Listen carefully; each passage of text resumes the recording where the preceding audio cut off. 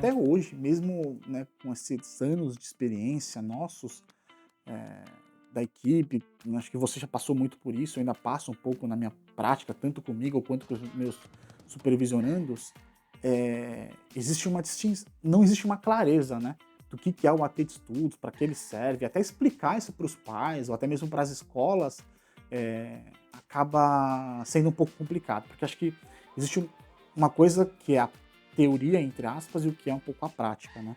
Eh, e eu não sei se elas conseguem se integrar muito bem.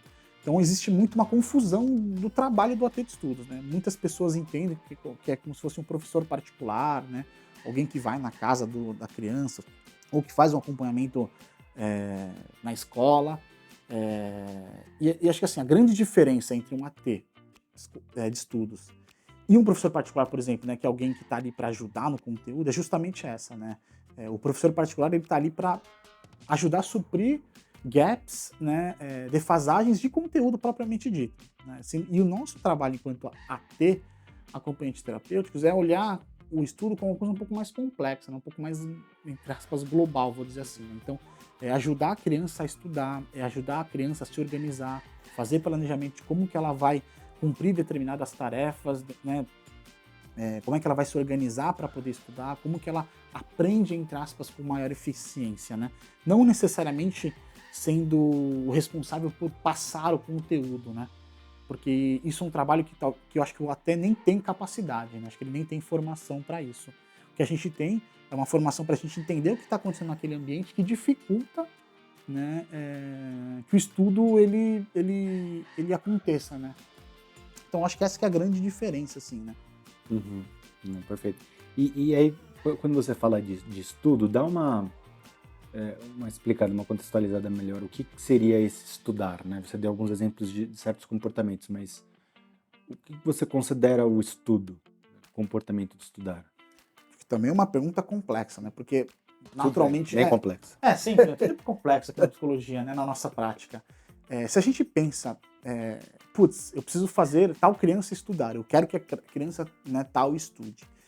Parece que é um verbo muito simples, né, uma ação relativamente, né, tranquila, né, pô, ele precisa estudar, mas se a gente for tentar destrinchar o que é o estudar, ele exige uma série de microcomportamentos para que a ação estudar aconteça com o mínimo de eficiência, né. Então, a criança ela precisa se preparar, saber onde estão os materiais, saber que conteúdo ela vai entrar em contato, como que ela vai entrar em contato com aquilo, se ela vai ler, se ela vai treinar, se ela vai resolver problemas, se ela vai, fazer fichamentos.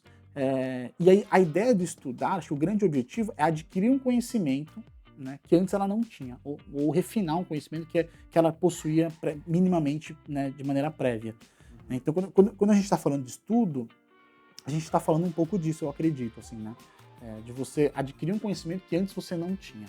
Se a gente pensa no contexto escolar, né, as crianças estão aprendendo o quê? Matemática, sei lá, uma equação, né, como se resolve uma equação de segundo grau, né, quem descobriu o Brasil, né, essas coisas mais acadêmicas, assim, mas se a gente transpõe isso para outras realidades, né, quando a gente vai, por exemplo, tirar uma habilitação, né, quando a gente vai tirar a carteira de motorista, a gente está aprendendo, a gente está estudando, né, então adquirindo um conhecimento que a gente não tinha antes, assim, né. Então, a habilidade de estudar ela é uma coisa que é aprendida ao longo desse período pedagógico, né, na escola, e vai se aprimorando e se vai se refinando para outras áreas da vida, né.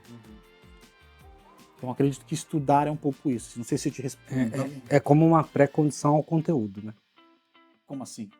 Porque se a criança ou adolescente não sabe desenvolver a sua organização de estudo, ela deve ter mais dificuldade para ter uma aquisição do conteúdo. Ah, não, sim, perfeito, perfeito, perfeito, exato. Então, assim, a escola, hoje em dia, né, e aí me perdoem os professores, os educadores, mas ela tá com uma. Imagino eu, né, na nossa pequena ignorância aqui, a gente sente que talvez as escolas estejam muito preocupadas em passar conteúdo. Passar conteúdo, né, assim, não garante que a criança vai estudar, vai aprender aquilo, vai adquirir aquele conhecimento. Então, para isso, acho que quando a gente fala de estudar, a gente está falando de várias habilidades que a criança, o indivíduo, ela precisa ter para conseguir assimilar melhor aquele conteúdo, né? Então, acredito que são uma série de comportamentos, habilidades que vão ser necessárias tanto para aquele momento quanto para outros momentos, né? Então, é uma coisa que a gente vai trabalhando e refinando ao longo da nossa vida.